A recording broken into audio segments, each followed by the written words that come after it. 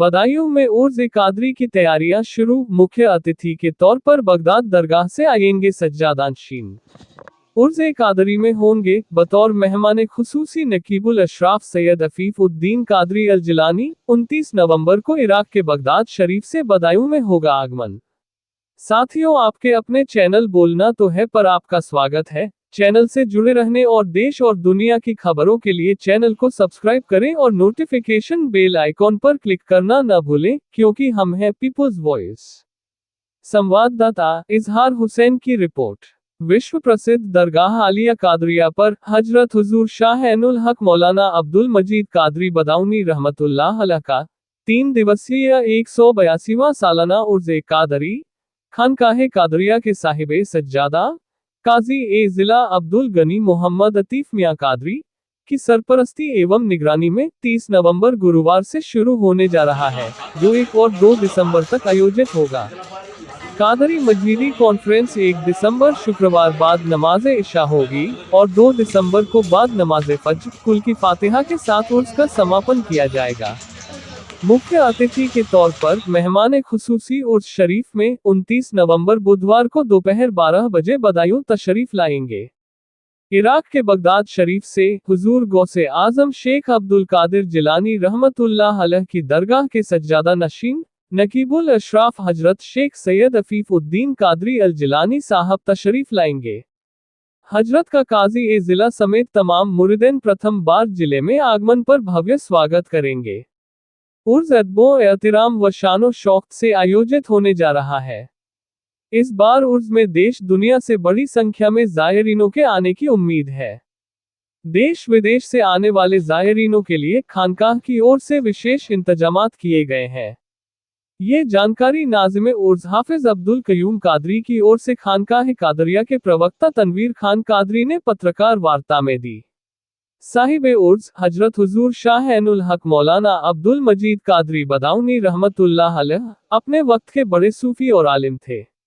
हुजूर अच्छे मियां शम्से मारहरा के खलीफा हैं। आपकी विलादत जन्म 1765 ईस्वी में हुई थी। आप हर पल अल्लाह की इबादत में मशगूल रहते और लोगों को अपने फैज़ से नवाजते रहते थे। आपका विसाल 17 मुहर्रम हराम 1263 हिजरी को हुआ था।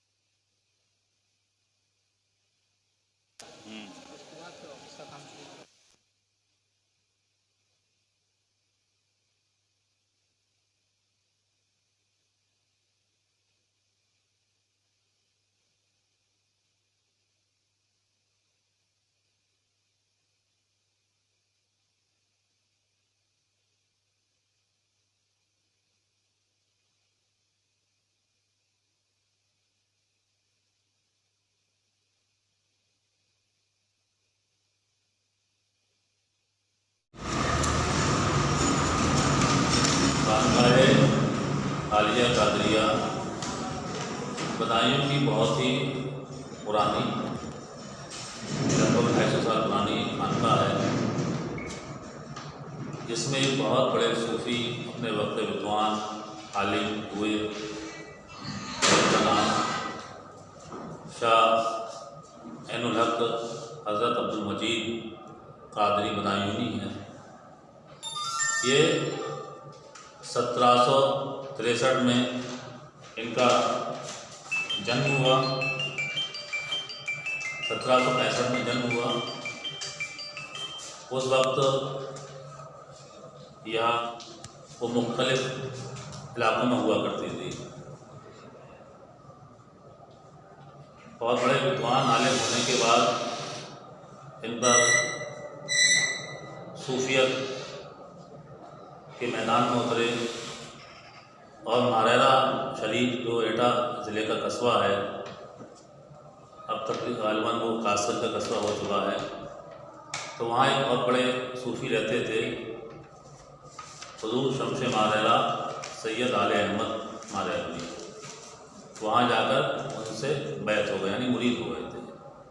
वहाँ रहते थे, उनकी सोबत में रहे, और उनके विसाल के बाद यानी जब वो दुनिया से चले गए तो फिर उन्होंने हबल बदायूं में एक खानका कायम की। उनको इस दुनिया से गए हुए 182 साल हो गए। ये 182वां उनका उर्स हो गया। इस खानवादे में अपने अपने वक्त के बहुत बड़े आलिम रहे। आपके एक साहबजादे थे हज़रत अल्लामा फजल रसूल बदायूनी, बादशाह ज़फ़र के दौर में थे। बादशाह ज़फ़र को जब बहुत से मसाइल पर मालूमात करनी थी तो बादशाह ज़फ़र ने बदायूं से इन्हीं से बहुत से जो इस्लामिक मसाइल थे उस पर गुफ्तगू की। इन्होंने बाकायदा एक किताब लिखी और वो किताब आज भी हमारी लाइब्रेरी में मौजूद है और छप भी चुकी है। बादशाह ज़फ़र की बेटी एक बार बहुत बीमार हो गई। इतने बड़े सूफ़ी बुजुर्ग थे, अल्लाह वाले थे, इनकी दुआ से ही वो सही हुई। और उसके बाद इनके साहबजादे हुए आला हज़रत ताजुल फ़ौल मौलाना अब्दुल क़ादिर बदायूनी, ये भी बहुत बड़े अपने वक्त के इमाम रहे, आलिम रहे। और उसके बाद मौलाना हज़रत शाह अब्दुल क़दीर बदायूनी रहमतुल्लाह ताला अलैह हुए। ये जहाँ एक बहुत बड़े आलिम थे, सूफ़ी थे, वहाँ एक बड़े स्वतंत्रता संग्राम सेनानी भी थे। अशफाक़ उल्लाह ख़ान जो काकोरी कांड से बहुत मशहूर हैं, वो यहाँ के पास बहुत आया करते थे। बल्कि तारीख़ की किताबों में मौजूद, इतिहास की किताबों में जब अशफाक़ उल्लाह ख़ान में मुक़दमा चला तो अशफाक़ उल्लाह ख़ान बदायूं में ही रूपोश रहे। ये दरगाह कादरी के पीछे रहे और हज़रत से मुलाकात करते रहे। अलावा बहुत से यहाँ रहे। 1857 की जंग आज़ादी में मौलाना फैज़ अहमद बदायूनी 1857 में उन्होंने हिस्सा लिया। ज़ीनत महल जो वाजिद अली शाह लखनऊ की बेगम थी, उनके साथ रहे। ककराला में एक बहुत ज़बरदस्त मोर्चा हुआ जिसका अंग्रेज़ जनरल पैनी था, वो इन लोगों ने मार गिराया। उसके बाद अंग्रेज़ों की फ़ौज ज़्यादा बढ़ गई तो यहाँ से वो रूपेश हो गए, बाद में पता नहीं चला कहाँ गए। तो ये खानवादा इल्मी एतबार से भी, चाहे मजहबी तालीम हो, दुनियावी तालीम हो, हर क्षेत्र में आगे रहता है। यहाँ के शहजादगान जिन्होंने हिंदुस्तान में तालीम हासिल करी, काहिरा मिस्र में जामिया मदनी यूनिवर्सिटी है, वहाँ भी तालीम हासिल करी। और इसके अलावा जहाँ मज़हब की तबलीग व इशाअत होती है, वहाँ समाज की सेवा भी की जाती है। जब जब कोई भी आपत्ति आती है, मुश्किलों का सामना करना पड़ता है, तो खानकाह कादरी आगे आती है। तो किसी भी तरह की परेशानी हो और उसमें लोगों के साथ जुड़े रहते हैं। आज की कॉन्फ्रेंस का मकसद ये है कि ये उर्स 30 नवंबर से शुरू होगा और 1-2 दिसंबर तक रहेगा। 2 दिसंबर को कुल यानी उसका ख़त्म हो जाएगा। इस उर्स की एक ख़ुसूसियत ये भी है कि बगदाद शरीफ जो इराक़ में मौजूद है, इराक़ की राजधानी है, गौसे आज़म शेख अब्दुल क़ादिर जिलानी का नाम आपने सुना होगा, किताबों में पढ़ा होगा कि सच्चा बालक की कहानी आती थी। उसने झूठ नहीं बोला कि जब आपको ने पूछा कि 40 अशरमियाँ कहाँ सदरी में सिली हुई हैं, वही शेख अब्दुल क़ादिर जिलानी हैं। बहुत बड़े सूफी बुजुर्ग रहे, संत रहे। इनका मज़ार शरीफ बगदाद में है। तो उन्हीं के जो सज्जादा नशीन हैं हज़रत शेख अब्दुल हफ़ीज़ अल-क़ादरी अल-जिलानी, ये 29 तारीख़ को बदायूं आ रहे हैं। 29 तारीख़ को इराक़ से, बगदाद से दिल्ली वाया होते हुए बदायूं 29 तारीख़ को पहुँच जाएंगे। ये यहाँ के मुख्य अतिथि रहेंगे, मेहमान ख़ुसूसी रहेंगे। और आपके अलावा बहुत से हिंदुस्तान के उलमा, मशाइख, विद्वान, स्कॉलर भी तशरीफ़ आएंगे। हज़ारों की तादाद में मजमा होता है, बहुत अच्छा इंतज़ाम होता है यहाँ पर। किसी भी तरह की कोई परेशानी नहीं होती। मेडिकल कैंप भी लगाया जाता है। तो आप हज़रात से बस ये दरख्वास्त है कि इसकी कवरेज होती रहे, ये भी ज़रूरी है।